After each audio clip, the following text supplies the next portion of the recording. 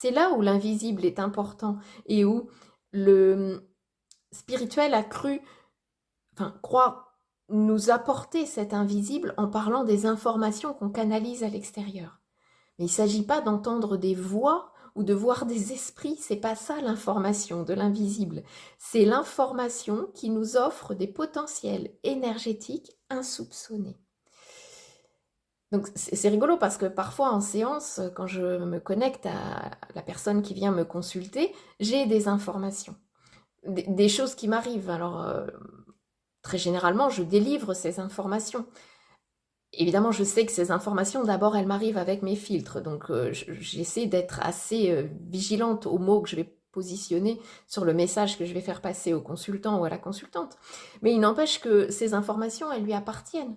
Dans le temps de la séance, ce que je capte comme information est dédié à la personne qui vient me consulter. Donc, je lui délivre ces informations de manière délicate. Et là, les personnes, très souvent d'ailleurs dans les premières séances que j'ai faites, aimeraient que je leur dise ah, c'est votre grand-père qui vient. Là, j'ai contacté un défunt qui aimerait vous parler. Ah, ou là, j'ai une entité qui est collée à vous. Ok, mais moi, c'est pas l'invisible avec lequel je communique. C'est simplement un invisible énergétique qui m'apporte des informations. Et c'est pour ça qu'en séance, j'aime bien ramener les personnes à leur corps. Parce que du coup, ces informations, elles sont souvent corrélées à des manifestations qu'on a dans la physicalité, dans notre corps physique. À travers, par exemple, une somatisation, un blocage, une émotion qui apparaît en parallèle.